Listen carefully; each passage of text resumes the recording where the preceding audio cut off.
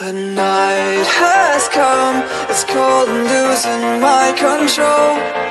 Your light is gone, and lonely darkness fill my soul. I wish that you could save me from my isolation.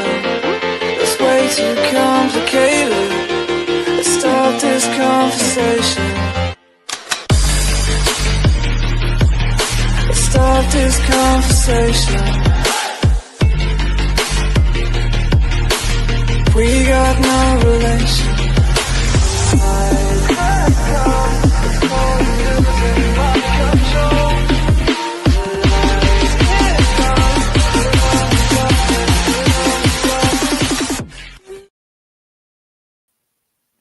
Good evening, and if you're just tuning in, you are listening live to UFO Paranormal and United Public Radio Network, and this is the Angel Rock. Hang on, guys, we're going to play around with TikTok. I'm almost there.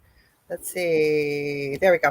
And like I said, UFO Paranormal and United Public Radio Network. You may see my crazy dog. She's not usually allowed on the bed, but it decided to have a massive thunderstorm 10 minutes before we went live, and she hates thunder. I'm your host, Lorilei Potvin, and this is the Angel Rock. You can also listen to our network on 105.3 in the Gulf Coast and in Mississippi, and 107.7 FM out of the beautiful city of New Orleans. A little bit about myself. I am a Canadian psychic medium, crystal Reiki energy healer, Akashic Records practitioner, spiritual teacher, and mentor. I'm also a registered nurse. Julie's here, so I have to say I am. Julie Jean Bassett, I saw her here. I always say budding animal communicator, and Shelly says, no, you're not. You're an animal communicator. I'm also well-versed in near-death experiences, having studied them professionally and personally for over 40 years, as well as I believe I had one as a toddler. And lastly, extremely well-versed in the paranormal. I always say didn't go looking for it. It found me. And we shared a little bit of our story on the Travel Channel's Paranormal Survivor, Season 4, Episode 9. I did not name it. It's called Demonic Hauntings.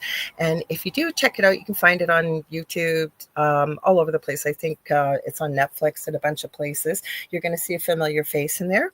I did not know her at the time, but I've since gotten to know her very well, and it's our own Michelle DeRoche, who has the Outer Realm on Wednesdays and Thursday evenings, and she has Beyond the Outer Realm on Tuesday afternoon. She's also our station manager. So I got my little checklist here. So one thing I do want to say is thank you to Carnation. Carnation sponsors all the live programming here on UPRN on Monday nights. It's called Carnation Monday. So wherever you are in the world, if you're listening to this or watching it, please, if you find something by Carnation, it's a global brand, please consider supporting them, because they support us and bring all the great shows that are coming to you here on this network. Stay tuned 2 hours from now, because it's Preston Dennett and Dolly Saffron. Sorry, major thunderstorm, guys, with the Lake Gate in about 2 hours. So stay tuned after this show. Also, if you guys like what you see, please like, share, and subscribe. Tell all your friends and family. There really is something for everybody on this network. It's been around for over 25 plus years. And we stream multiple shows daily, 7 days a week. And when we're not streaming live, the archive server kicks in over the last 25 plus years of programming. So we are live actually 24/7. And we always have new shows and new hosts coming up. And it's not all just UFO and paranormal. There really is something for everybody here.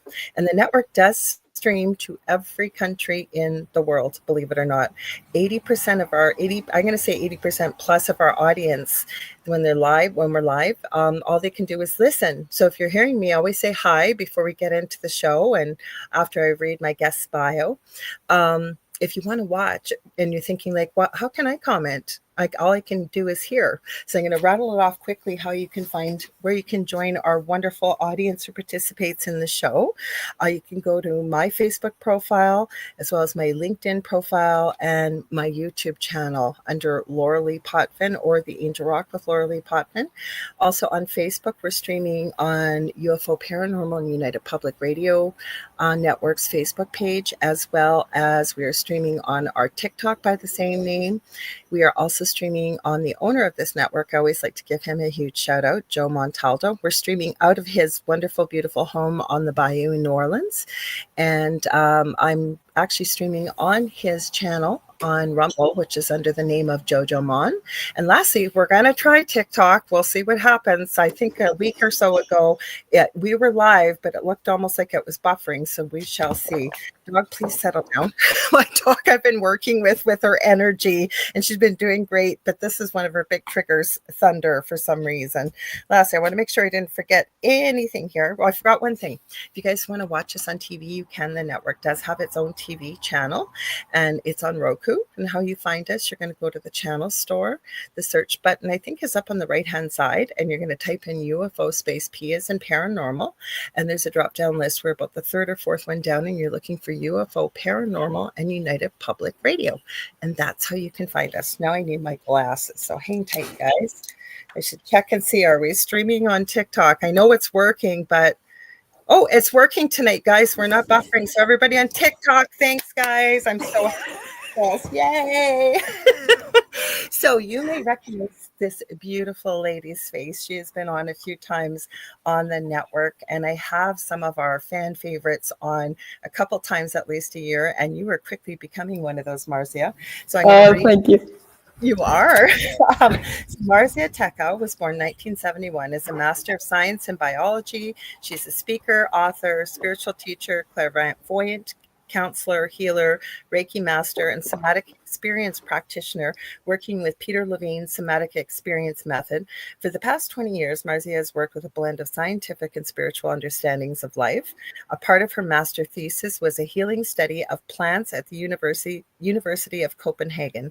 She was later, she worked as a research assistant at a study of energy healing effects on cancer survivors at the University of Southern Denmark. Before I go any further, you know what I'm going to grab? This is another fan favorite of ours. I know since I've known her for years, she has wanted to write this book. This is called Enchanted Plants, A Treasury of Botanical Folklore and Magic by good friend of mine, Barla Ventura. It's amazing. Like, she goes through all kinds of plants, and she talks about the magical and the healing properties and such. It's an awesome book. On a little bit more about your bio, you've worked as a medium, and you've been taking clients for 22 years. In recent years, Marzcia has worked as a teacher of healing and clairvoyance, as a writer, and has been giving talks to a broad audience. In her teachings, her talks, as well as in her book, she emphasizes the relationship between natural sciences and the spiritual world by applying new knowledge and scientific research in her dissemination of healing, human development, and spiritual practice. And I'm going to mention your latest book, unless you cranked one out since the last time I talked to you. It's called Control Your Life, A Guide to Healing and Self-Healing. Welcome, Marzcia. Thank you very much. That was a very good talk. Well, you wrote that wonderful. Yes. There are all kinds of people here tonight. So you want to say hi to everybody before we get started? Yeah. Hi, everybody. And hi, I saw that many of, both Heidi and Zoom Dragon and Soleil. There's a lot of them. Yeah, I used to go by from the top. So we're going to go from the top. Yeah, so nice. Saying hi, Lorilei, and everyone. I always give Julie a shout out. She's my animal communication mentor. I have taken her animal communication course. I know she's running it again at the end of this month. Happy September 1st to everybody.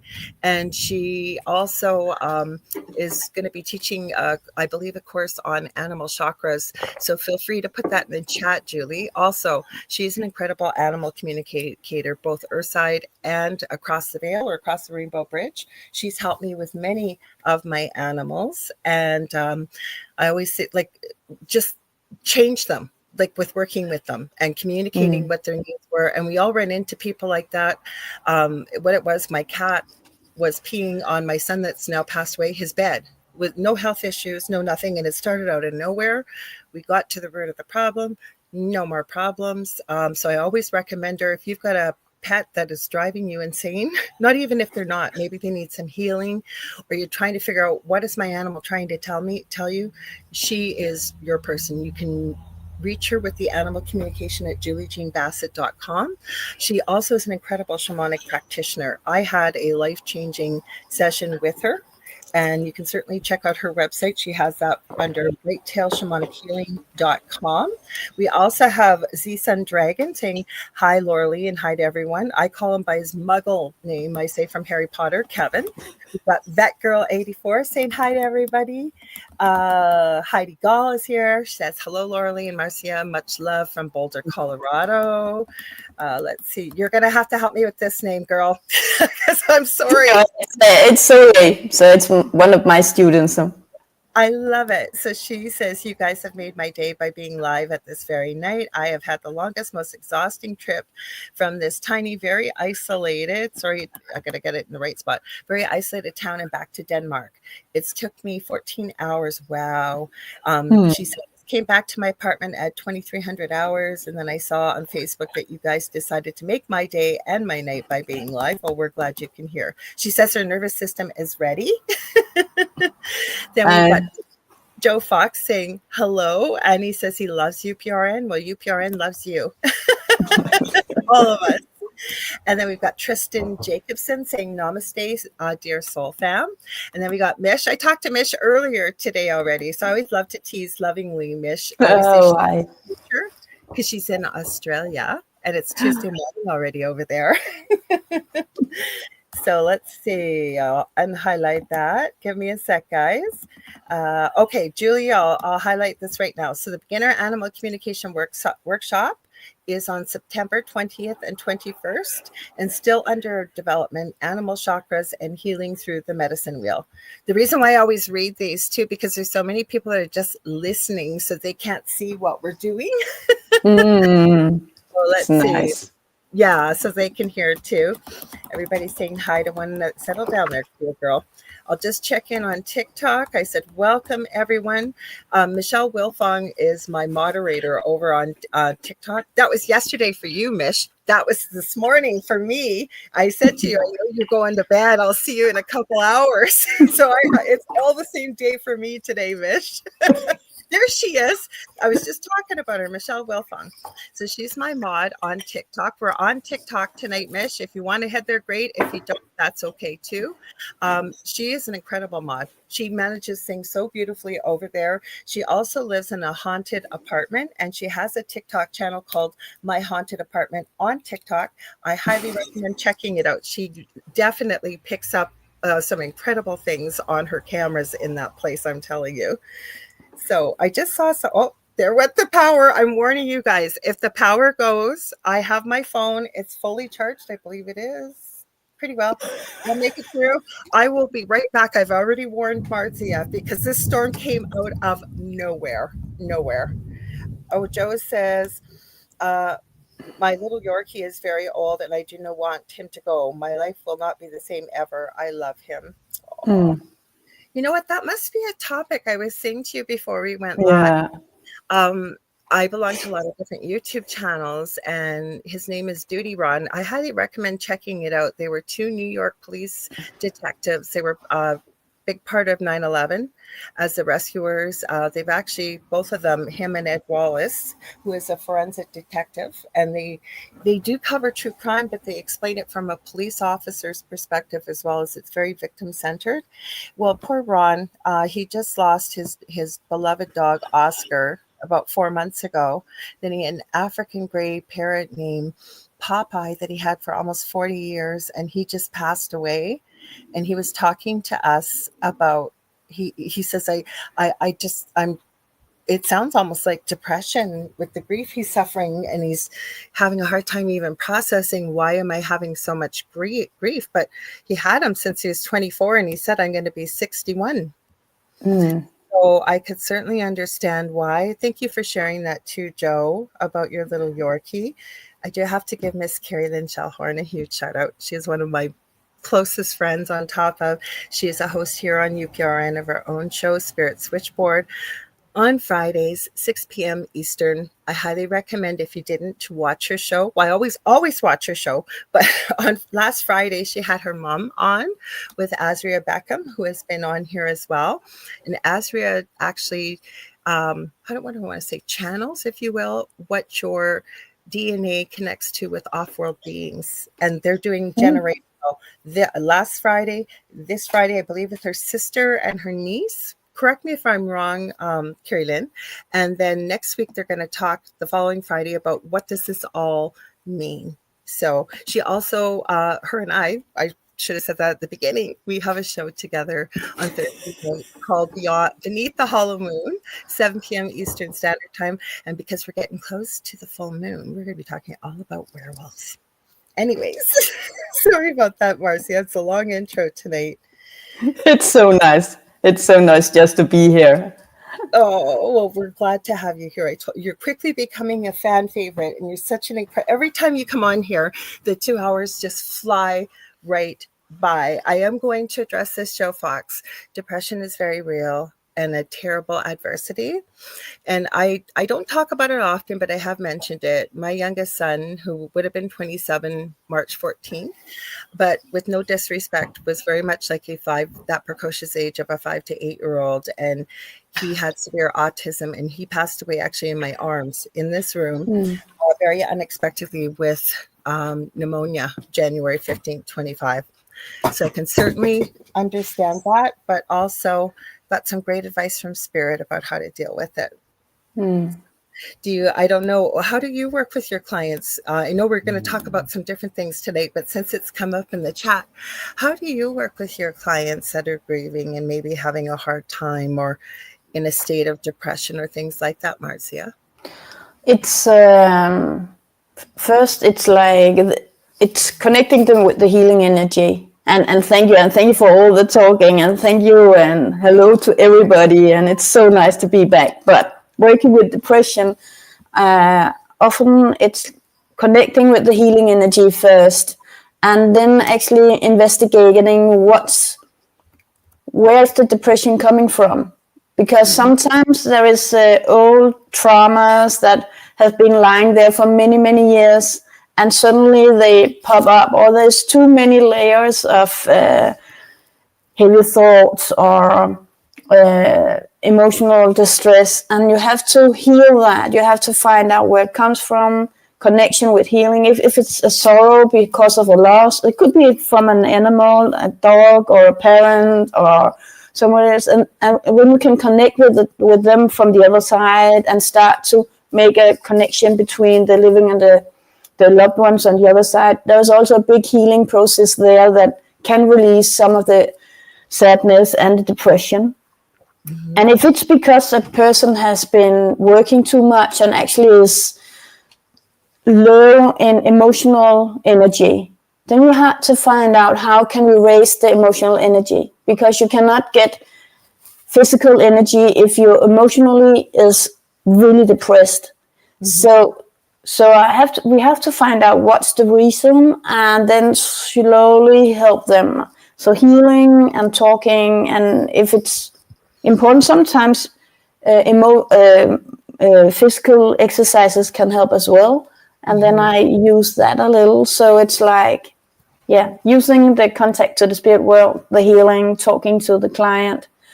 And many times it's actually emotional distress that has roots earlier on in their lives. And we have to work with those issues, and then slowly the depression can be better. Because I worked in as well. I've worked in death and dying my entire adult life, having worked in nurse. And before I hurt my back years ago, that was the biggest passion of working out in the community, was helping those and the families too of somebody, say, that was terminally diagnosed. I always say, leave this planet with dignity, feel loved and supported, comfortable as they transition back home. But the other thing I'm going to add, I took my degree in nursing, and I remember the psychology courses that we took. One of them was The 5 Stages of Death and Dying by Dr. Elizabeth Kubler-Ross. And I've always said it should be the 5 stages of loss, because as human beings, we do go through 5 stages and layers of it. For example, my birthday was August 15th, so I turned the big 60, and I'd had a dream from my son. Nice. No, but it was a lucid dream, like it compared to just a usual dream, because he walked out of his bedroom like he normally would have done, and he walked into my room and started talking to me, and I went, honey, what are you doing here? I don't think you're supposed to be here. And I shocked myself. I woke myself up in the dream, and I'm not much of a crier, but I woke up crying, and I had a really difficult time for the last couple weeks. And it kind of coincided with my birthday. And then I realized for me, and it had been 7 months since he'd passed, and I realized I think I've been in a state of, I said almost shock, but it's almost like it's not really denial and not disbelief, but somewhere in between there. And now I think I'm kind of in this stage of just sadness. I wouldn't say depression, but sadness. And I'm going to share this, and I've said it a few times on this show. The first couple days after he passed away, I remember saying to Spirit, I hate the way I'm feeling. I don't like this feeling. It's very foreign to me. And I've had loved ones pass away. I've been around death and dying, but this was my child. And the advice I got was, the only way through it is to feel every single emotion and process it, feel it. The other thing was to give yourself the grace and to hold the space, even if you have to for yourself, that you would give to someone else. So if you're having a bad day, you're having a bad day, and that's okay. Tomorrow's a we start over. And if we're stuck in that, right, then again, sometimes we come to people like you and I. It could be a medical professional or whom. But when we really get stuck in that and we're not progressing, that's when sometimes that's where the responsibility, I think, falls on ourselves to look at that and think, maybe I need a little help. But grief has no timetable either, right? No, it's like you have to digest the emotions, you have to digest the shock, the sorrow, the loss, and come out on the other side. And it takes time, and it's different how long time it takes. In Denmark, it's so normal that if you have sorrow or something that's really shocking or trauma for you, when you go to the doctor, you get antidepressive medication, and it wouldn't actually help you in the process of digesting and growing again. So you have to give yourself time, as you say, to be with what's there. And of course you can get help with antidepressive. It's okay if it helps you, but it will not help you to come through it if you don't somehow embrace the feelings. And also the loss is also an expression of love, all the love that you have had. And somehow when you're through the loss, the love will come back in another form. You know, it's our loved ones never leave us. And then I've had people say, well, does that mean that they're not in heaven or wherever you believe a soul goes to when it leaves here? No, it's just we're not limited by a physical body anymore. No, not at all. The humanness that we chose in this lifetime. So you could be in a gazillion different places at once. And I always tell loved ones or people, your loved one, of course, all of us would prefer to have them in physical form. But they're here. They hear you. Yeah. They know what's coming for you. I believe they become part of your team, whether that could be a pet or it could be your loved one. Like I know my son is on my team, and he made it very obvious in the beginning he was around here. Yeah. It wasn't just me. Neighbors that knew him well, friends that knew him, you know, they'd message me and say, first, I hope I don't upset you. And I'd say, no, not at all. And then they'd share things. For example, my neighbor next door, her 9-year-old and my son were very close, both under the autism spectrum, but her son was very high functioning. And she was taking her Christmas tree down late. And she said, I knew Justin loved Christmas. And she said, so I was taking the ornaments off the tree and I could see the little skirt around the tree. There was nothing underneath. And she said, I turned my back and I came back, and there sitting right in the middle of the skirt was, I think she said, a dime. And she had asked me, that's how the conversation began, can loved ones or people who have passed on leave you signs like that? And she said there was no other way that money got there. Like it was so obvious. And it's just a matter of looking, right? Yes. They're around us. They'll let us know. Mm-hmm. They are really trying to express that they are all right on the other side. So in that way, it's so important that we look for the signs, but also the dreams that you talk about, the dreams. It's normal that they come entering the dream state, because there you have, when you let go of your normal consciousness and went into this place where you actually have the possibility to be joined with the other side, because you're connected more with your soul, and your soul is connected to the divine, and in the divine, the loved ones are when they are on the other side. And then the access is quite close. There is no difference there. There's no obstacles. You can communicate there. So they come in dreams, but they are also present in our everyday lives.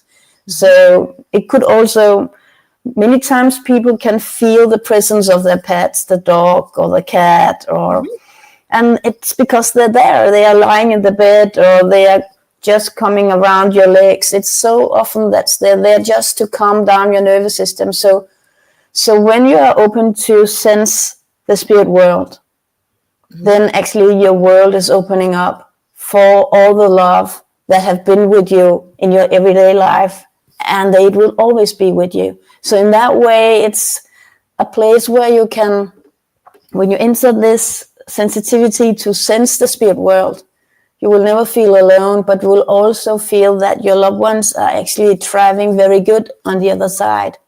And often they have much more contact to the whole soul power, so they can also be with you in a much stronger way, because they are really themselves. They are not the patterns, they are not the hurts, they are not all the other things that keeps them a little locked in the physical body. They are pure soul with all the power, all the love, and all the clarity. And it's a big joy to sense them that way, and to know that they're there. And they I've told this story many times on this show.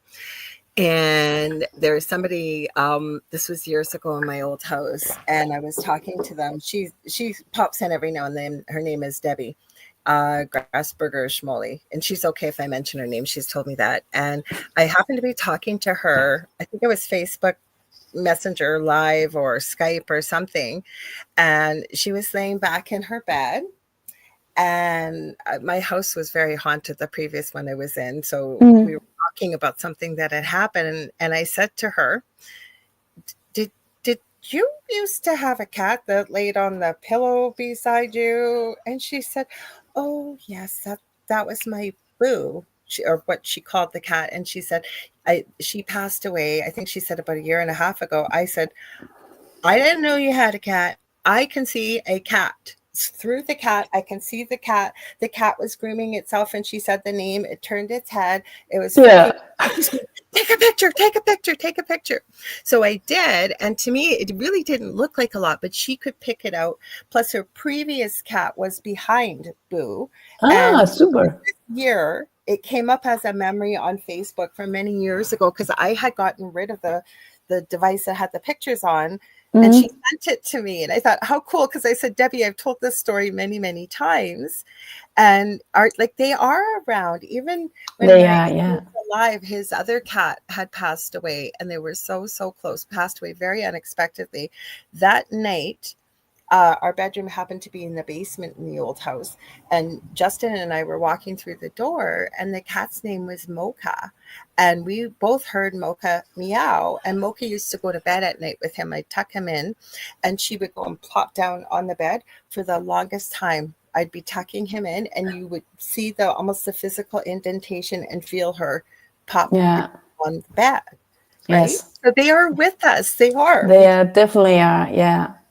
So and also sometimes they are reborn again. And even though they're reborn, you can also connect with the soul, because the soul you can connect with the soul even though they're reborn again. I had an Irish wolf dog, and really. So that's why I was laughing a little about you saying, "Oh, it's a very big German Shepherd in my bed," and I'm like, okay, but my We don't English know, wolf dog, but he was in my bed as well, so no problem. It's like you're just lying like this, and the dog is like the whole bed. So sorry, but it's okay. Everybody loves animals here. I have a cat. She's over there, and everybody knows who she is because usually I'll see if she does it tonight. But she usually comes over and she acts real cute. Yeah, so yeah, well, Yes.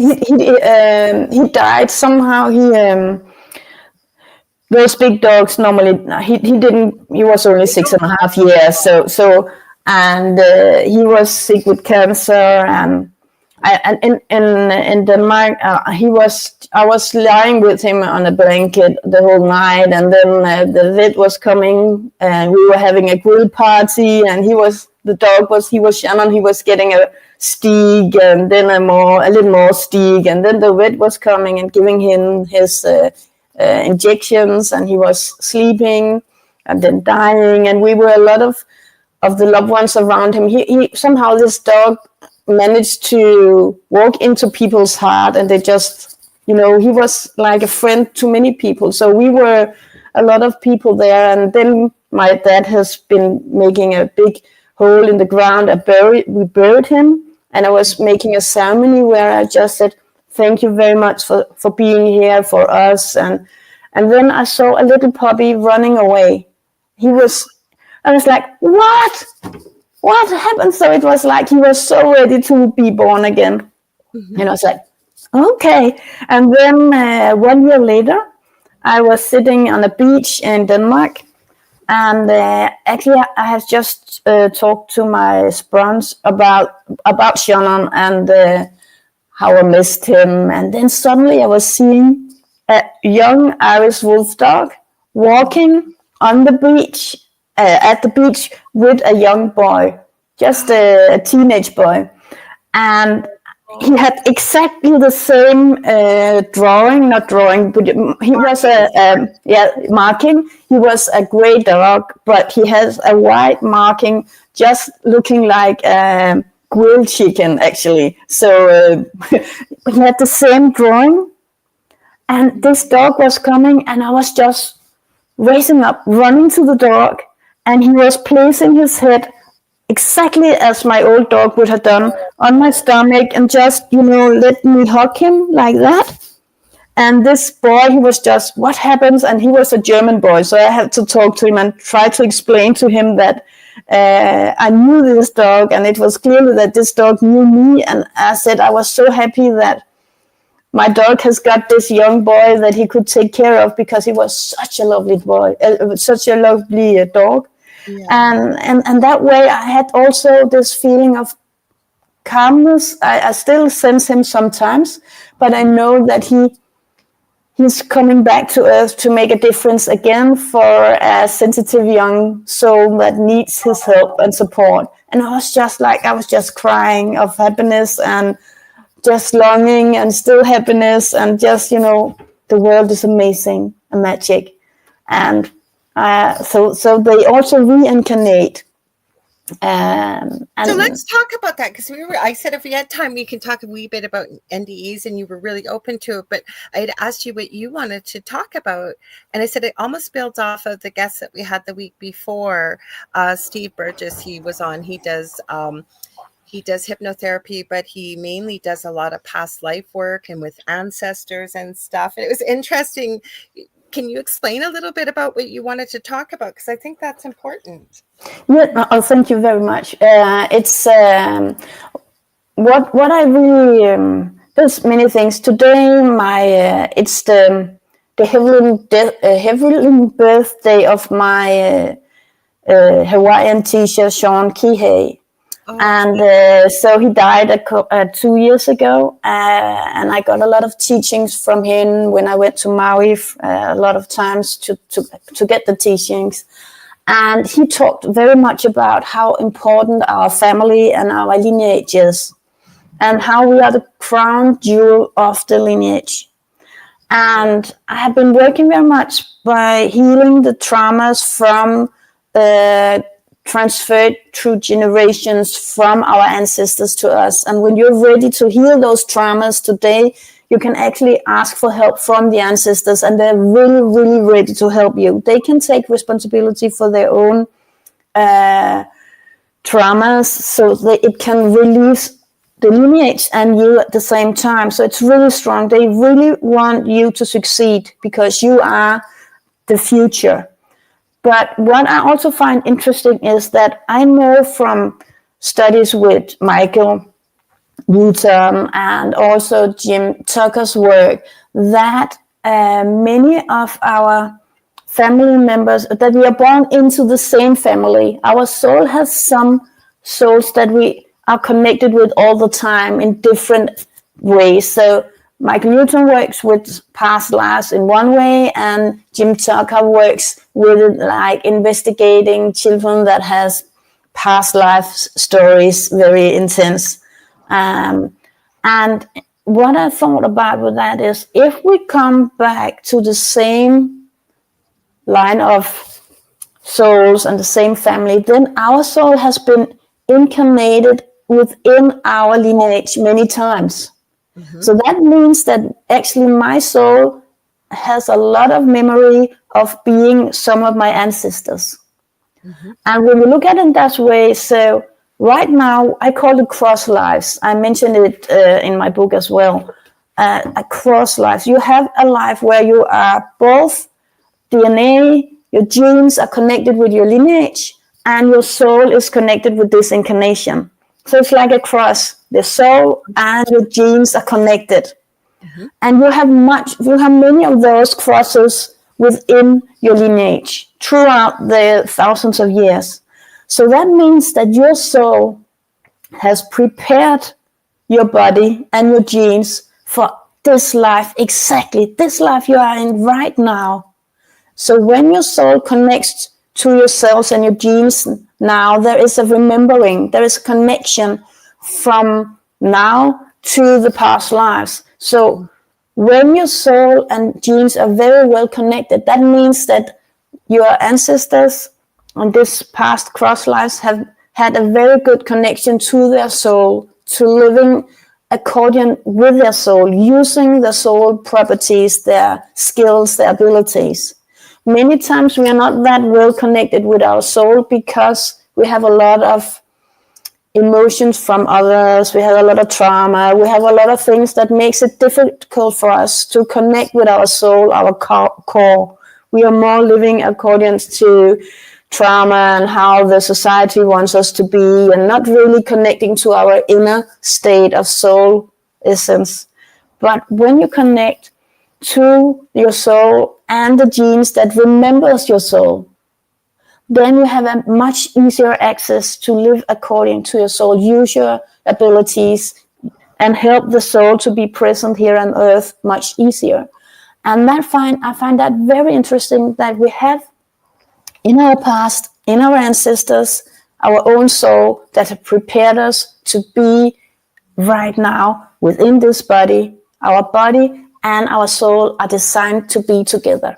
And the more we accept that, the more we can live in harmony with our divine soul, our body, and have a life that much more illuminate from our soul instead of our patterns. And I think that's very important to understand, that we have that possibility. It's there.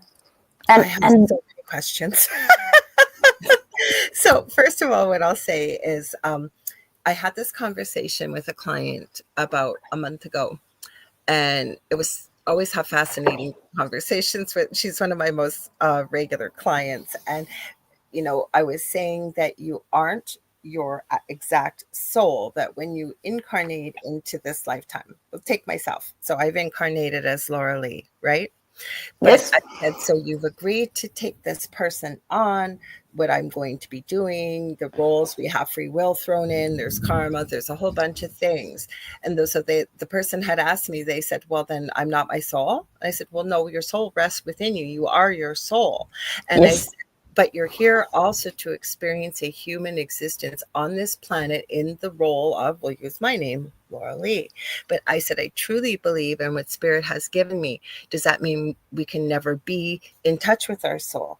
No, we certainly can be in touch with our soul. And I believe when we are, is when we are coming from a place of pure love, right? Unconditional love. When we are in service to others, we are doing things from a pure, positive place of love. That is who your soul is. That's where you connect. And I'd love to hear your thoughts on that. Yeah. I think is that we actually, our soul is of course pure love, but it's also this pureness somehow. It could be pure thought, it could be pure actions, it could be connecting with creativity, music, art. It could also be, if you really have skills for math, it could be working with math in this really amazing way. So what I mostly think is when we are connected with what we really have within us, we feel content, happy, and we feel that life has meaning. And for some, it's not the love part because they are not here for the love in that way. Of course, everybody's here for love, but it could also be that their calling is something other than compassion. That it could be because they're really good at thinking, calculating. It could be everything. But of course, our soul is, for me, it's like a light of love and clarity. It's wisdom. It's knowledge. It's the capacity. It's a life force. So when we are connected more with our soul, we are also connected with the life force, and our body is what I love to mention Bruce Lipton in this. Bruce Lipton talks about, as a cell biologist, now I'm a biologist myself, and I really find it interesting that what's surrounding our cells is actually also affecting the cells and which genes that they express, which gene is expressed. So when our cells are connected with our soul, that you are connected more with your soul instead of your nervous system is locked in anything, in the surroundings or in traumas and everything. If your cells or nervous system is connected to your soul, then the nervous system says to the rest of the body, okay, it's safe, I'm myself, I'm home.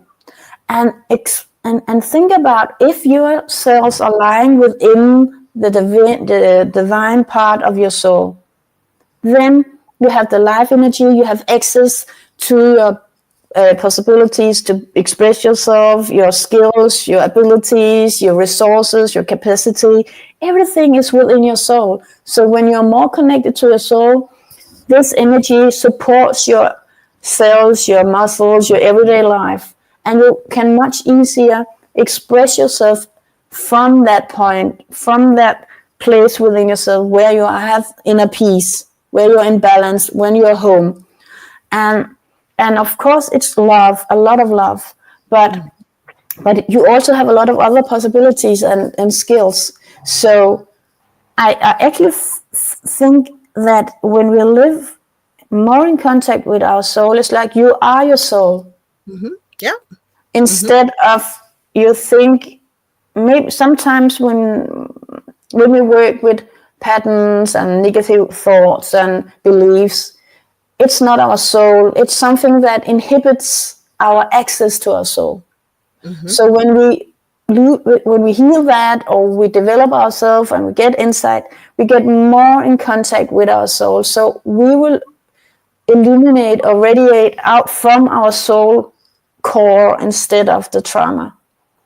And that will affect everything around us. So I actually think that in that way, we help raise the energy level, the humankind level. The more we are connected with our soul, and the soul is connected with earth and the living world, the more the life energy and the divine will affect the living world in a positive way. So I know I'm Marzcia, but I also know that the experiences that I have in this life will enrich my soul. Mm-hmm. So my soul is here for expression, learning, giving, sharing, experiencing, everything like that. And that's a part of my soul's development, but it's also a part of Marzcia, my human body and mind development. So there's this togetherness. It sounds like it's almost like when all these things align, right? Then everything kind of falls into place, if you will. Exactly. That's what I mean. Yeah. Mm-hmm. And that's. But I'm getting, I don't know if you are or not, but I seem to encounter a lot of people. And I have to share this. I was listening, I'm working with my dog, not using words, using energy with training, and it's really made a lot of sense. It's taken years for me to understand this. Have you heard of Cesar Millan before? The dog whisperer. Everybody's heard of this guy, I'm sure. He's had many TV shows. The one thing, my one criticism of Cesar has always been, because he talks about dog psychology and energy principles, and he looks like a miracle worker when he does what he does, because it is miraculous, but he doesn't quite explain like how somebody could do this for themselves. And so I've been watching this as of late, and I've been realizing, I call it my stupid pet trick, and I've done it many times on here. Pull out my pendulum, hold it, and I can tell you exactly what it's going to do. Yeah, now it's going to spin circles. Yeah, now it's going to stop. Now, and I just realized that once we make that connection with our brain to energy, yes, can project it, right? So that's been working very well with my dog. But he said something on a show recently that really made a lot of sense. And what he said is, the words you speak build the house you live in. And I thought, well, in a way, it kind of goes along with what you're talking about, right? And as well as I'm running into clients, a lot of people that are recognizing there's more to what they thought life was about, or maybe their purposes, or what all these things are. And that's the big question, I think, is what do I do, meaning anybody, to make this alignment, if you will, because I think that it almost sounds like it's harmonious with your soul, with your your genes, if you will, the emotional state. And we're basically living in a space of joy, because if we're doing something that we love. Yeah. That was the other thing from Spirit, just reminded me, thank you, when my son passed away, was find little moments of joy. Yeah, no matter how they are, little, even if you can't muster joy all day long, little moments of joy. And I have to say that was a huge thing. Now, am I way off base with what I'm sharing with you? Because it almost sounds like when it's all in mind, body, soul is all in harmony, including, if you will, your life purpose, the whole bit, right? I think that that's when it really leads to a fulfilling life. But what's the answer to that? How do people find that? It's you have your own unique way to that. So what I normally say, you actually highlighted a little here. It's very important to find out what makes you happy. Yes. Those small amount of happiness, because in this world I have to be recognized. I have to do something to, it should be hard work to make this recognition and respectable things. But with the spirit world and your soul, it has to come from within, not from. Yeah. So it's like when we work with spirit and we work with our soul, it's more like when you do things that makes you happy. That's the answer. What you're good at and makes you feel like you belong or feel like it's meaningful. That's your answer. Go with that, because that will bring more of that. More happiness, more meaningfulness, more helping people or doing what you really are here to do. That makes this content feeling, this happy feeling, this feeling of being safe, the feeling of being the right place at the right time. So it's not about doing something to be, honored or recognized. It's more like doing what you have within inside yourself, and actually really also sense how important it is that you do it, because it's a part of your soul, it's a part of your way. And then you can start to find out, okay, why don't you do what you really love to do? So which patterns, which traumas, which people have told you that you should not do that? No, don't sing. No, you should not sing. You should go, and then suddenly don't sing anymore. And it's a part of your life force. It's a part of your soul's happiness. And when you stop doing it, you don't nurture your soul anymore. And then you get more and more disconnected. So the thing is to find out, where did you disconnect? Was it already when you were in your mother's womb? Or was it something in school? Or was it something in another part of your life? So start to investigate. When you are peaceful, when you are happy, when you're just doing something with joy, soul, we are connected to a soul all the time. And the spirit world always try to give you the help to be more joyful, to be more connected somehow. That was the big piece. I knew there was another piece. Like I said, it was the advice I shared at the beginning about my son. And the other piece was take anything that will give you moments of joy. And it really does help, regardless of whether you are grieving, whether you are ill, whether you are depressed, whether you are sad. Now, I will say, I have never experienced depression at the level of someone very close to me that has suffered with depression, what that feels like, right? And then I don't know if it can almost be, it almost feels, and what I'm hearing from spirit, sometimes that can be a generational thing, right? You know, it can pass along the genes with the depression as well. Oh, so, yes, it does. It does. It's really, there is science that shows that if you have depression or if you have suicide in the family, in the lineage, you are more, it's more within those genes that express those emotions are more present within you. So you have to do the healing work. And that what again brings us to the point from before. You can ask for help from your ancestors to help you with that, because they are on the other side now, and they can actually heal much better the feelings that they couldn't digest or heal when they were here. They can do it when they're on the other side, and they can help you. So you are not a victim from the depression or the heavy thoughts from your lineage. You can actually, you are the part that breaks that social transferred problem. You can do that.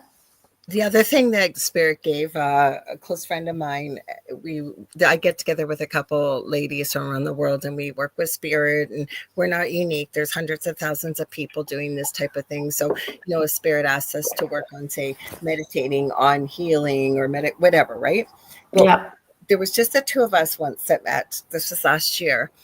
And we kept asking, why are you asking us? And they seemed to talk in riddles with who we work with on the other side. And it just happened to just come through clear as a bell.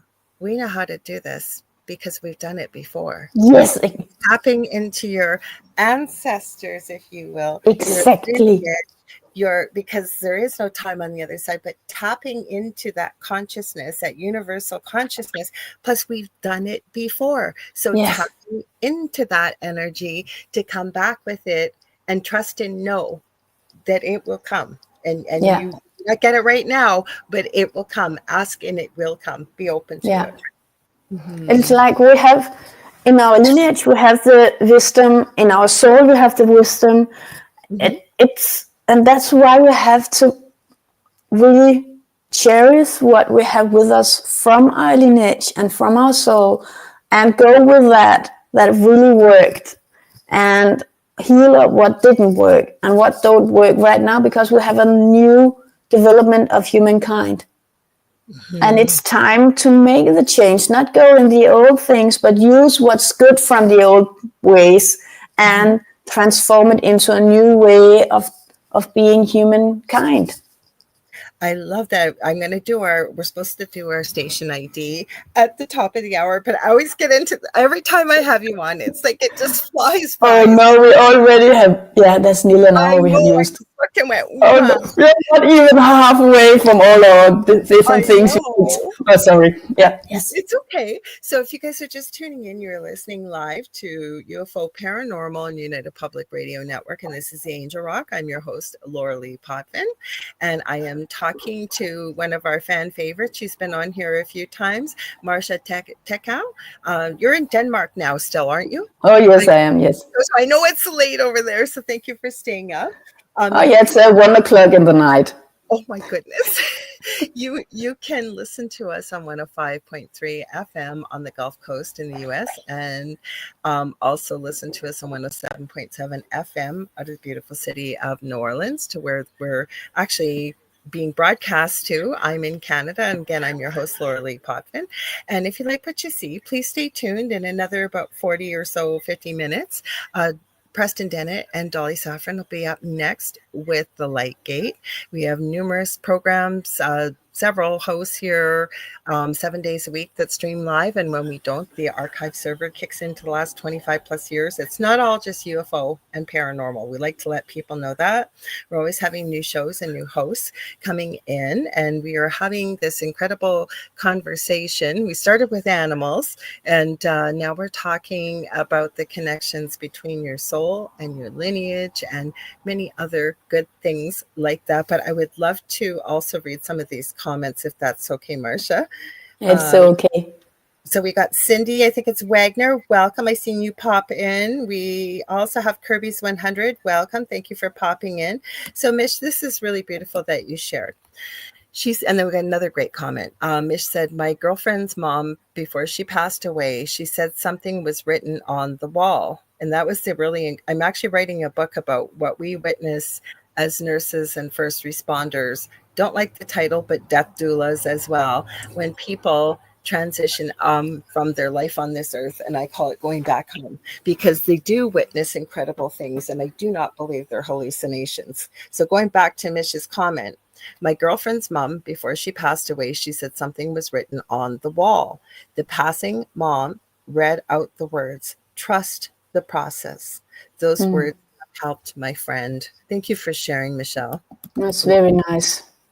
And then Soli says, more people realize that nature does help us a lot to get in contact with our soul's voice. And when we realize that, and the more time we spend in nature, the more our breathing becomes deeper and slower. And I'm going to add grounded, which makes our spirit filled with joy. The more our soul grows and expands. It's so right. Right. I just make sure I haven't. Mish said it's helped her when things get a bit much or not going her way. She says, I trust the process. So how can we go about, because I'm going to use myself as an example. I say I'm an open book on here, especially on my mother's side.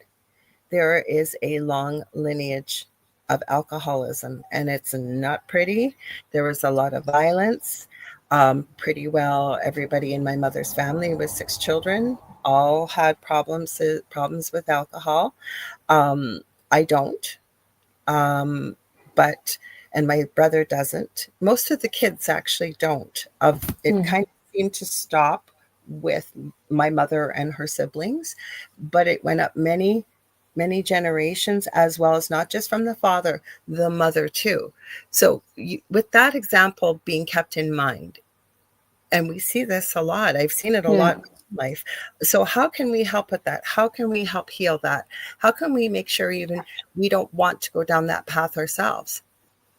It's again, could be very, when I normally heal with ancestors in that way, it would be an ancestor issue. So it would be connecting to what I call the pillar of light, which actually also is the same as the near-death tunnel. So it's the dimension with the divine, where you have the access to the divine. Many that have near-death experiences also talk about that they meet the spiritual guides or loved ones on the other side.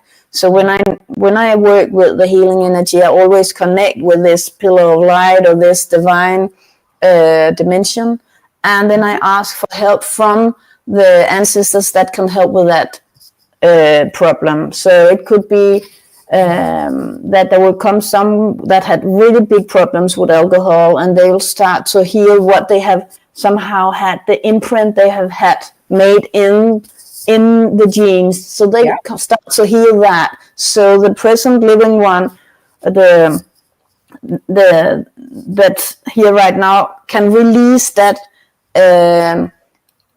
heavy thoughts or heavy emotions or heavy energy. It's not theirs. It's really not theirs. So the ancestor helps to heal that. And then there will be some ancestors that somehow manage to not go into alcohol. They manage to have the often alcohol problems, and other problems is that they have there could be emotional problems that's too heavy to digest or work with.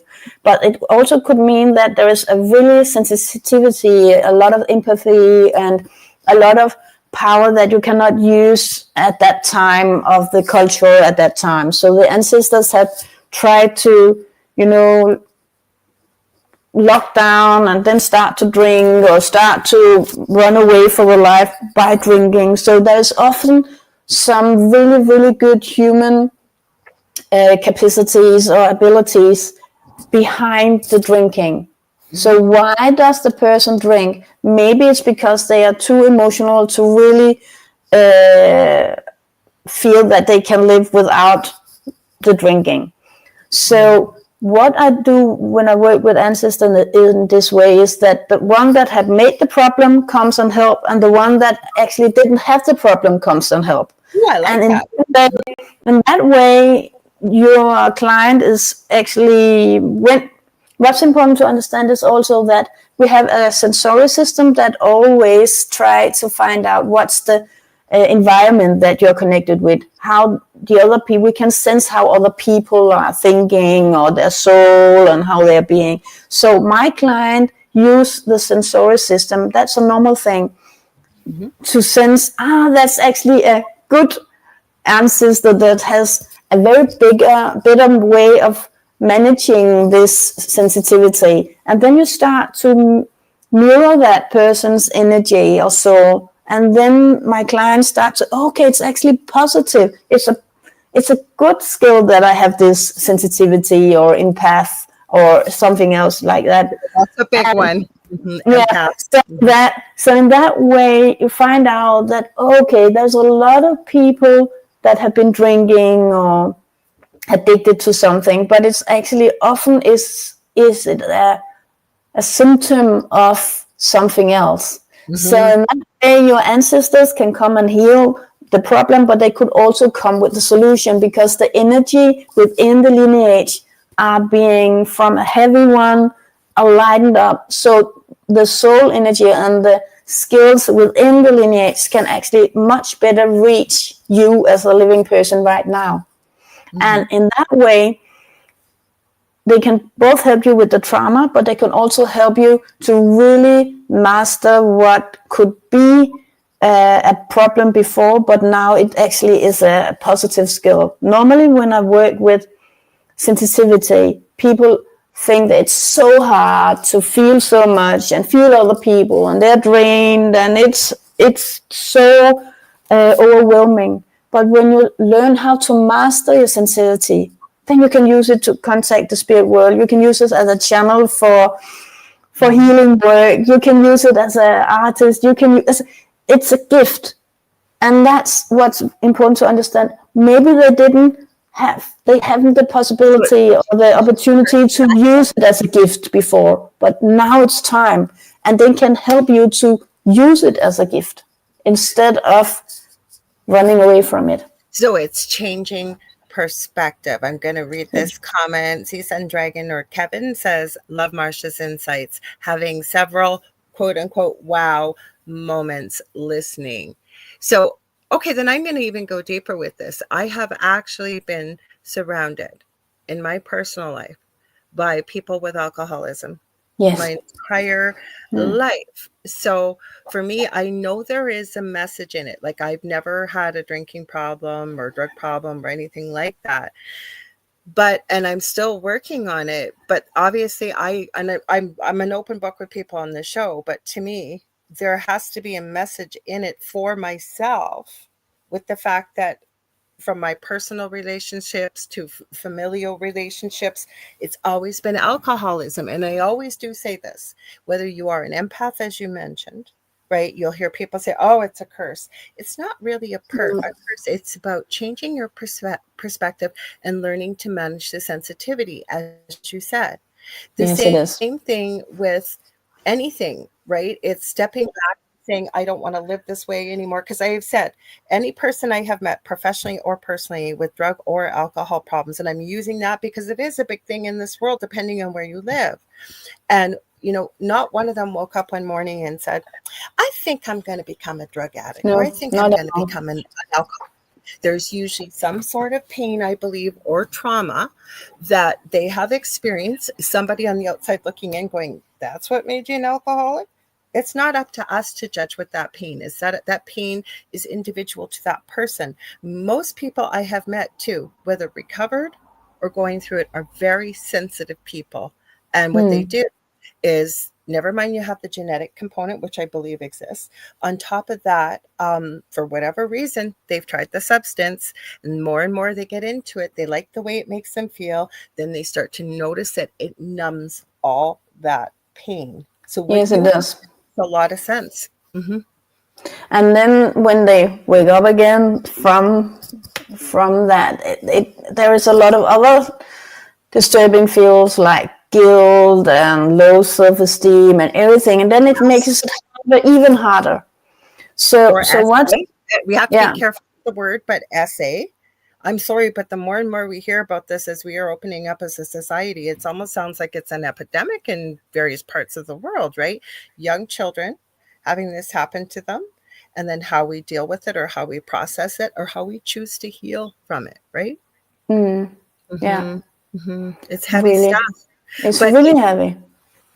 So then when you work with a client, I love what you said too about the fact that you call forth the ancestor where this started, if I heard you properly, as well as one that was not affected by it. Yes. To come through and work and heal this. Is that? Yes.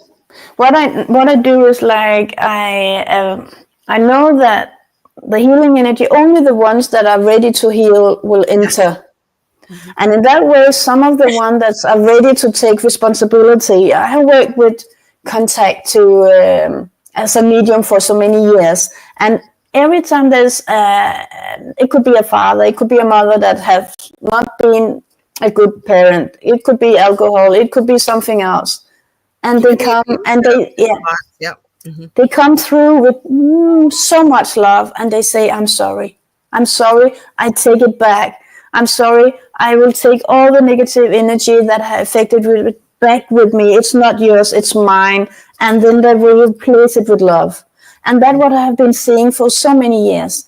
And what I do when I work with ancestors, or epigenetic healing, as I call it, then I said, okay, there's this healing light. It's like a path of light. And the one that's ready to heal my client or heal up, they enter this light, this road of light. And then there will be some that could take responsibility for the problems, and some that actually can heal in the other world, on the other side.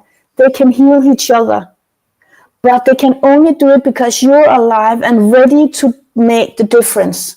They cannot do it if they should go down again in an incarnation. They can only do it because, how can I explain? When you are a soul, you are not connected to the physical realm in that way that you can really solve really heavy stuff. You have to enter the physical realm to do that healing of what you left behind last time. So you're here to do better than you were. But what's actually the very good catch here is, when you have a living relative that's ready to heal, it could be from addiction, it could be from depression, it could be different things. Right. When you have this living relative that says, I'm ready, it's so much, now it stops with me, then you say, very good, I will help you, because I don't have to go back and live it all again. I can actually help you now. And then, in that way, you both do yourself a really big favor, but you also heal up the lineage, and the lineage heals up on you. So they can actually, from the other side, heal up on a lot of heavy stuff they have placed on earth because you're ready. And then they can take, it's like they can take responsibility and they can manage to go into the physical realm and do the job instead of being born again. So it's almost like what I would call almost karma, right? Clearing the karma, because karma is not punishment. It's experiencing, what you've created or what you've caused to other people, right? For you to experience and learn from it. You just gave me the answer, I think, to even what I just shared on here today. Maybe that's why it kept popping up in my life, because I'm here physically, and maybe there is healing that there is healing that needs to happen ancestrally. Yes. And I've never done that before. No. And I've really, when I thought about that, when I said, okay, so I can sense that the total negative psychological energy, trauma energy in the whole lineage is actually being lightened because of the healing work that my client does with itself is also the healing work of the whole lineage, both the past ones, the present ones, and the future ones. And in that way, when you think it even bigger, when you do work like this, it will actually light up the whole humanity because we are connected. We are connected throughout the millions of years. Mm-hmm. And in that way, it's... You just said future, because I wasn't even thinking future forwards too. It works backwards and forwards, because we are all affected. As you have said before, our loved ones are around us all the time. And then remember, if our loved ones is a little heavy in the energy, they want to be here and help, but they are a little heavy in the emotional stuff or stuff like that. But think about it. If you are connected with a lot of loved ones that actually are not heavy anymore, then it will help you to be even lighter or more yourself, more in peace with yourself and in contact with your soul. And you can live your life much easier without all those different things. Think about that. For me, it's like so hopeful. I really can sense the future in that. And I can sense how the children, because there are so many really, really spiritually gifted young people and children now. They are coming with so much more than we did come. Okay, we are both used to having gifts and being skilled within this line of work. But the young ones that's here now, they have more. They have more than I have. And it's like they've come in without the life experience. They've already got the knowledge, the wisdom, and are aware of their gifts at such a young age compared to, say, where you or I or somebody else doing this work. Other thing I want to point out too is we're not unique or special. It's anybody. Like, I've had this conversation a lot as of late too, because you get people saying, well, I keep being told I'm a healer. I'm not a nurse. I'm not an energy worker. And Spirit showed me this. And I could be wrong, but it feels very right, that I believe anyone through their own actions, words, thoughts, emotions that does something to help in service of others, whether it's to raise their level of joy, whether it's from a place of love, those positive emotions, but you've basically made their life better. Even if it's not coming from ego, it's coming from a place of service to others, and you're coming from a place of high. I think emotion is one of them, or love is one of the most powerful emotions. That's so, like you said, maybe somebody who's excellent at numbers is helping somebody else, say, with their taxes, and they could never find that, or somebody that is able to paint or sing or whatever it is that you do, that you share with others and you leave them in a better state than when you met them. That is healing to me. Yes, it is. I really, really, really agree with that. Really. And we all have the ability to do this. I think we have. And what's, I think, is really important to understand is not what you do. That's you, and that's your gift, this epigenetic healing. I think that's really powerful. You're the first person I've talked to that does this line of work. Yet I think it's very important, right? We can all leave, even whether it's ourselves or somebody else, with our interactions, our actions, random acts of kindness, whatever that is. And to me, that's healing. If Yes. somebody's at a certain level, and whether they know that you did something for them or not, but you're coming from a place, you're coming from a good place, and it helps somebody else, that's healing. Like random acts of kindness, we don't need to tell the whole world about it. It's a really big gift to yourself to do that and see that smile on someone else's face, right? Yeah, that's right. Soli left a comment. She said, so true, Marzcia. Why are they drinking is the answer? She said, Lorilei, what you said about the lineage from both parents touched me, because it's the same in my family with both of my parents and their parents and so on. Marzcia is right. Hang on, I go a little higher here, about that often these people, like my parents, who both abused alcohol and medicine, subscription drugs, etc., are very sensitive and good-hearted people. And both my parents also had some psychic abilities, as my grandmother from my mother's side. So what you guys are saying, it touches my heart and my soul, because that's what I've told so many I've met in my life. When they ask me, how can you be so forgiving and so understanding when it comes to your parents, when they've hurt you so much during your childhood?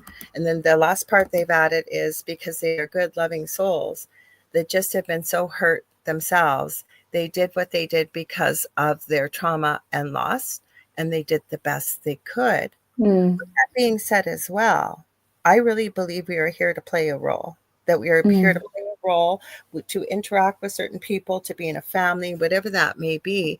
So without getting into too much detail, I found out something very negative that happened to me as a young child that should never happen to children.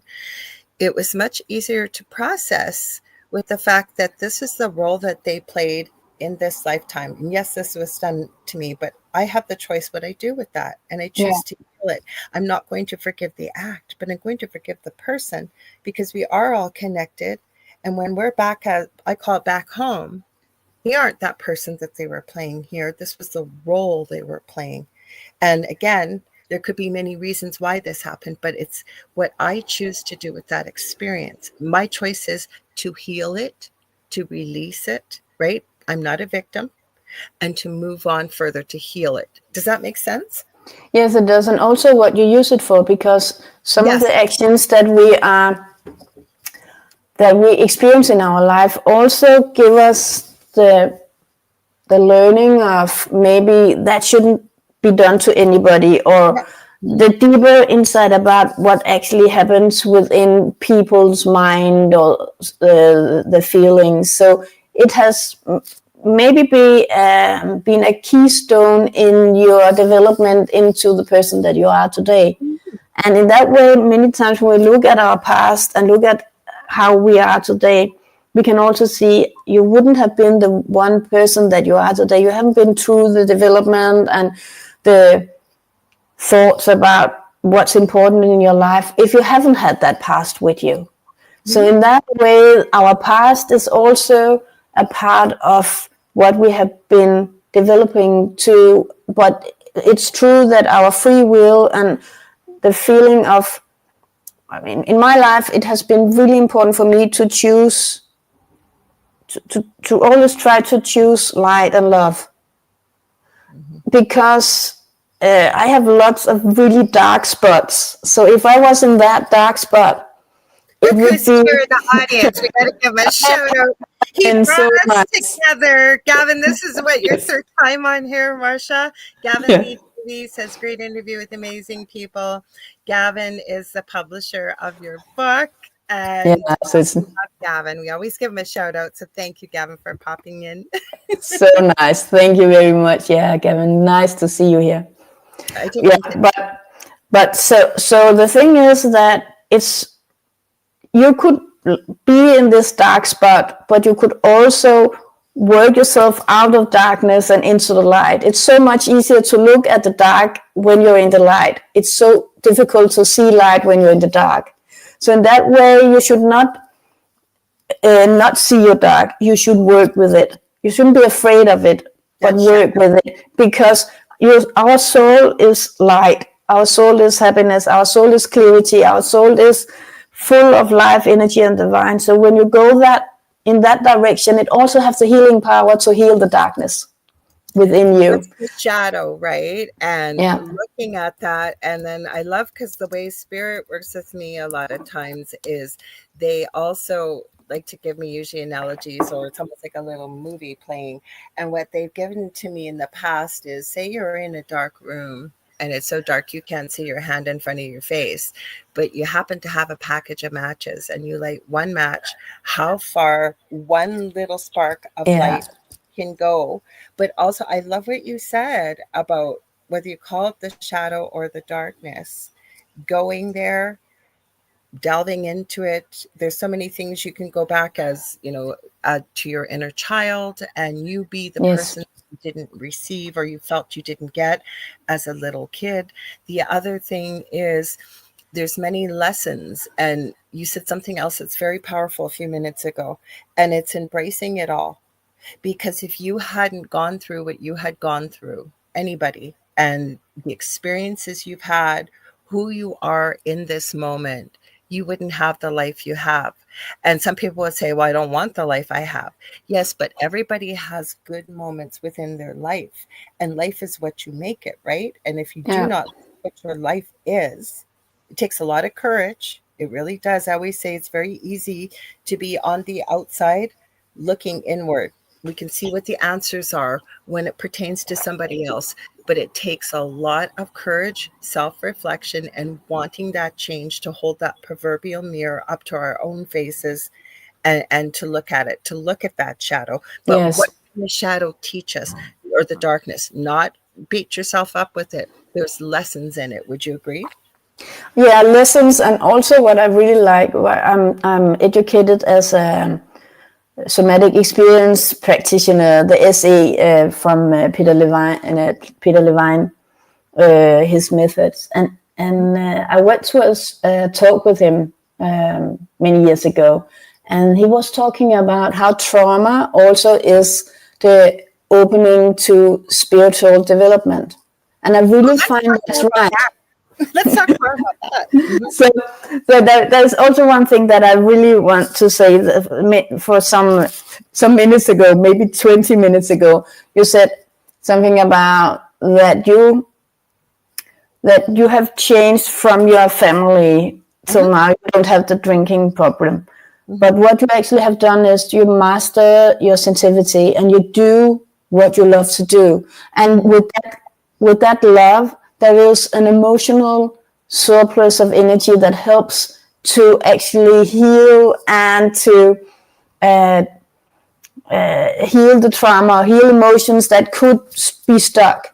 So because you have chosen a life where you do what really feels meaningful for you, and share love and caring for other people, that's your heart. So you have actually used your heart and your soul energy, and because of that, you're connected with your own healing power for self-healing. And to go that way is to follow your light, and that's what actually makes the difference, because the other ones haven't done it. This is on my pillow, actually, and it's here to remind me every morning, because I use this book all the time with my healing work with clients. But I kept getting a reminder from my guides, don't you think maybe it's time you open it up and turn it inward? So I have been working with, because I know it works, because it works with other people. So it sits here to remind me when I wake up, and I don't have to do it all. It's just little steps every day, doing a little bit. But I hear what you're saying, right? So yes, the sensitivity, I've, if you will, channeled it in a different direction, right? You have used it, you have mastered it, so you use it as a gift and not as a curse, and that's so important. It's so important. So, but it's a big job to do that mastering, because it means that there's a lot of trauma that you have to heal. There's a lot of negative beliefs that you have to look at. And there's a lot of other people's negative beliefs and patterns. When you are sensitive in that way, you mirror your surroundings. So you get that into your body, your mind, and your cells, and your nervous system in a very young age. to release that, because it's not actually you. Your soul is not that. You are not what you've been affected by your surroundings when you're a child, your environment, and not even the environment that you're in right now. So always remember that you are you and you're your soul. And when you master your sensory system or your skills, you can much easier feel yourself, and then you can say, that's not me, this is me. And when you can do that, you are really, really a good place, because then you can continue. So it's you're so right, it's small small steps all the time, but the small steps creates the big steps. So in that way, we always have, I work with myself all the time, because yes, that's a part of being a channel. If you have the desire to be a channel, you have to work with yourself, because all the time. Oh, sorry. Sorry. I told you I got a bit of a delay. Sorry, guys. I was just going to say, though, I'm working on my first course that I'm going to be hoping to roll out in hopefully October. And we're working on it one time a week. One of my best friends and I, she's been on the show, Leanne Clark. I call her the Crystal Wizardress, but she's known as the Crystal Architect on Instagram and Facebook. And we have two very unique, different styles in the way that we work with spirit and what have you. But the beauty in it is it's almost like the perfect yin yang that comes together. And you know what? It's embracing it all. It's by the experiences we've gone through. And I often, it's hard to put into words, but if we don't embrace it all, right?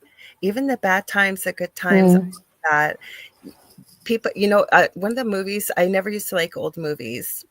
And I remember I was forced, I'll say, in a good way, to watch It's a Wonderful Life when I was a young teenager. That is one of my favorite movies at Christmas, because I think it really captured the essence of, through a movie, letting the world know that George got to see what the world would be like if he had never been born, right? And people don't realize how many lives and how many people you touch, right? Especially if you're not in a good headspace or embracing it all, because it all adds up to that one moment, like right when you take a look at it all, right? I don't know if I'm putting it into words properly. Yeah, it is nice. Really good. It is. And what you choose to do with it, right? And also what you choose to be connected with. And again, that's the environment thing. So when you really realize that you're so affected by your environment, if it's your parents, if it's school, if it's colleagues, and the environment is toxic for you, you have to decide, would you continue to have this toxic environment, because you know you will get it inside yourself and you will start to make your own toxic environment. Many of us has learned as children and again lineage, we have the toxic environment within ourselves. We have to deal with that, because it's not the meaning that we should be toxic. Our soul is not toxic. Our soul is full of love and healing energy and life force and beauty, and it loves to see beauty and it loves to make a difference. So the toxic environment that we have been affected by, or that we still have within us, we have to deal with that as we would do with every other toxic things. So emotional toxic things, thought in my mind, out with it, because we have to have a beautiful, harmonious, loving place within ourselves, like an ecosystem. We have a lovely forest full of flowers and life within ourselves. And when we have that feeling, we will contribute to the world to create a loving environment full of flowers for the world. I agree with you. And the realization for myself was, I almost died when I was 32. They couldn't figure out what was wrong with me. And I'm going to use myself. It's not about me, but I'm using it as an example I know of. And I started looking at alternative healing, because it all involved, believe it or not, my liver, not do with drinking It was a fertility issue, but very interesting with the alcohol issues. Exactly. So I started looking at that, and I believe Spirit gave me this because I was living my life to make my parents happy, even though I was married and had children. And it just was like an aha moment one day. I went, the only thing I can change is me. I can't Yes. change them. They're not going to change. They're not going to tell me, or, you really do some inner reflection and you think, why have I been doing this? Well, I was hoping maybe, they would say this, or they would say this, or they would say they were proud, or they would say whatever. And I realized they're not going to change. I have to change. And I have to tell you, at 60 years old, I am healthier than I have ever been. I am happy, and I would not be living the life I am. That's good. Other people to do this, but I am telling you, it was just toxic, and you just say, I can't do this anymore, and here we are. Mm-hmm. So I'm hoping that the message of what you're trying to explain as well. Yeah, it is really good. We only change ourselves. You can't change other people as much as we think we can, or we think they're going to. Change only happens, I believe, with human beings when you make that inner decision that I want something different. Most people better, but I want something different. And until then, it doesn't matter how much someone is loved. It doesn't matter how much you positive, whatever you give them, until that want within self to change, they're not going to change. No. Normally, I talk about readiness. So when I work with a client or a student or myself, or it's also something I talk about in Your Soul, Your Life, the readiness is important because you have the emotional readiness, you have the mental readiness, the physical readiness. Your soul is always ready. It just wants to live. But if you're not really ready to make the steps or to heal, it will go slow, but there will always be some part of you that's ready. But if all part of you is ready, then the transition would be very fast. It happens quick. So it's like your inner readiness is also the driving force for your personal and spiritual development. Mm-hmm. And the readiness comes with, now it's time, or I cannot stand it anymore, or I feel now the urge to do something different. So it's the own inner power that makes the difference. So it's your own. It's not like a will. It's more like a knowing. You can. It's time. It's just time. You just know. Like I said, Spirit gave me that. It was like a moment of clarity. It was this conversation. And me listening, it wasn't said harshly. No, I don't hear voices for anybody listening, but you have that conversation with Spirit within the head. Yeah. And I just listened, and they never once said, cut your parents off or cut anybody else. They asked me the questions that I needed to hear about change, to hear about the right. You just know, it's just that inner knowing that something's got to give, if you will. Yeah. It has to. Can't keep going on that way. Mm-hmm. And what I feel is really interesting is when one person in a family starts to move, it's also an invitation for the other ones to move. Right. Because when you're not, feeding the negative energy or the toxic environment, then there will be less toxic environment, and you will stand a little more clear within yourself. And when they mirror you, they will not mirror the toxic thing. They will mirror your soul, and that could lighten up their own light and start to do their own process. So some will actually follow you in the movement, and some will not. Mm-hmm.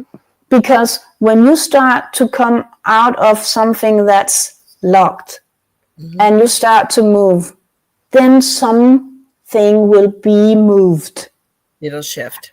People will start to follow that movement. And that's so important.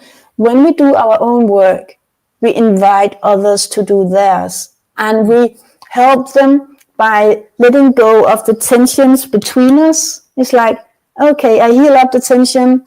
I don't have the tension with me. I go another direction. Yeah. What can they do? they couldn't find somebody else to make the tension or the linking to, or they could actually say, oh, it's new, exciting, and I also want to move on in my life and it's better. peaceful and it feels better. And in that way, it's so important. And that's also another thing that I learned from Sean Kiahi and in Hawaii. It's the Ho'oponopono. Birthday to him. But that's the Ho'oponopono. It's like when you work with yourself, you work with the other one as well. It's like a possibility to change yourself and the world at the same time. Mm-hmm. Mm-hmm. And that's our assignment this life. But okay, we got another couple minutes only, but okay, so it's funny, I was thinking of Ho'oponopono and you mentioned it, is the fact too, right? And for people that don't understand it, I don't have it written down. I'm sorry, I thank you, I love you. I remember some of the steps to it, but you can use it in all aspects of your life. Could you maybe spend a minute or two explaining to people about it and why it works and how incredible it is? Yeah, there is a book made that's called Zero Limits. Okay. So Zero Limits is also a very good book to introduce Ho'oponopono. And it works with, I love you, I'm sorry, forgive me, thank you. That's the 4 words. And what Sean taught me was, he worked much with God. Mm-hmm. So he was saying it's very important to take responsibility for your own stuff and heal it. Right. And then wish the other ones the best and ask God for the healing process. So in that way, he got the healing for himself. He took responsibility for the energy that he may unconsciously or consciously has laid over in the other person that has created the conflict.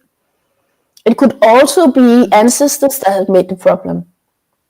And in that way, when you heal up your own stuff and you ask God to take care of the other one, then the healing process is so strong. I used it. It was one of the days in Hawaii.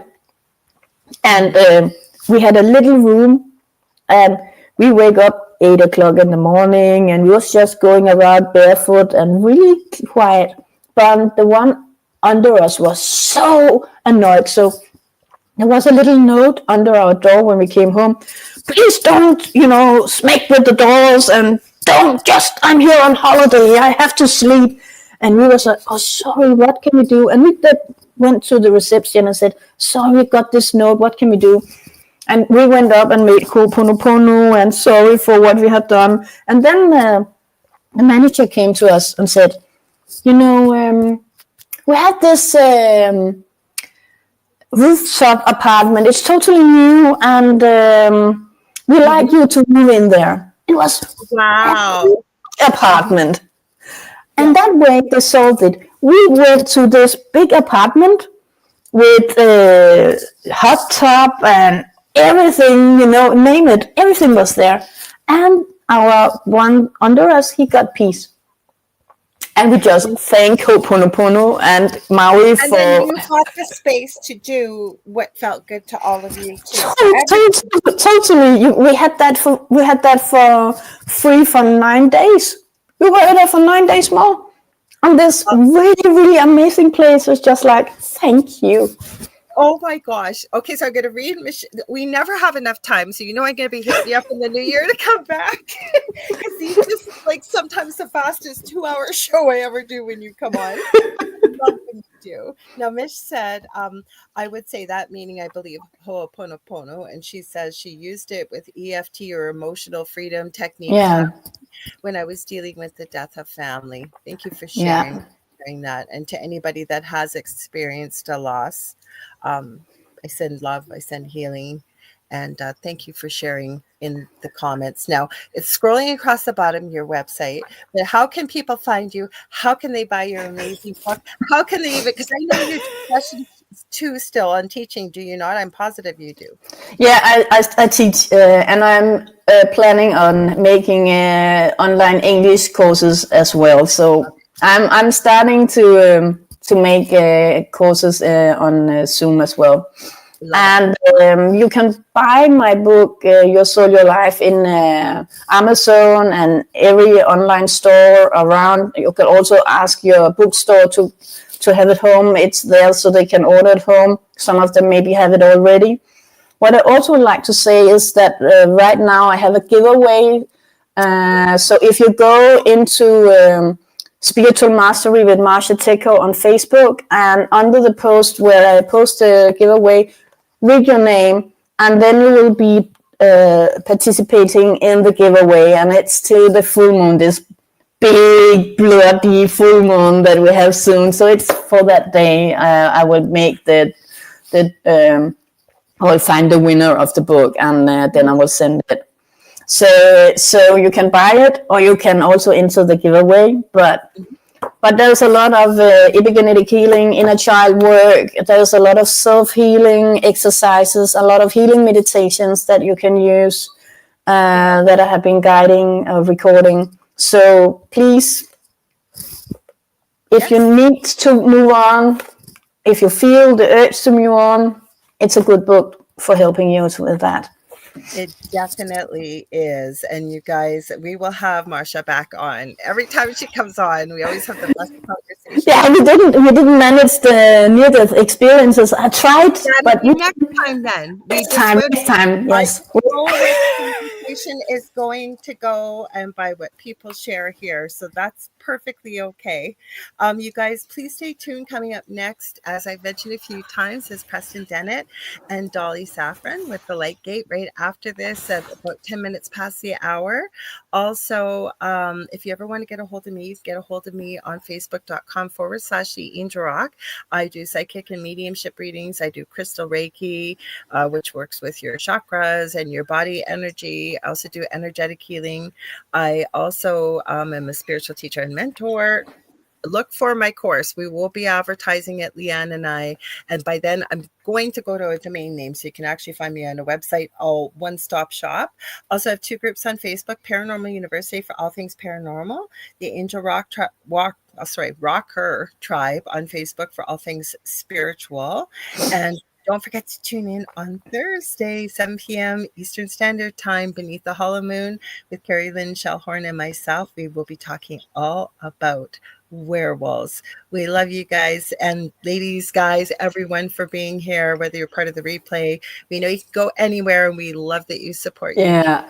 Thank you very much. And by the way, when I opened my door to look at the street, I live in the middle of Copenhagen. Just before the show, there was a rickshaw bicycle, and they had really high music, and it was in rhythmics talking to an angel. Just for yes, I have to be with Rock Angel in a minute. So it was all day. So perfect sign. I got to get rid of this intro. I keep forgetting it. You can add it on to going live. So I get rid of that. So we're heading out, guys. Stay tuned for Dolly. Yeah, thank you very much. See ya on Thursday next week. Oh my gosh, I got to check for you guys before I go. Everybody's saying thank you. I had it in my brain. I know I'm going to kick myself because I looked at it before we went live. Hang on. Give me a sec. No, don't say error. Come on. So that'll be September 8th. If it would load. Jeff Belanger's coming on. He's never been on this show before. I've met him personally. He's written many books about the paranormal. He's good friends of my friend Varla. I wasn't even thinking of that. They publish, I think, under the same company, and he's very entertaining. So he will be here next week. Thanks, Marzcia. Thank you much, everybody. Thank you very much. Love you. Till the next time. Hang on tight.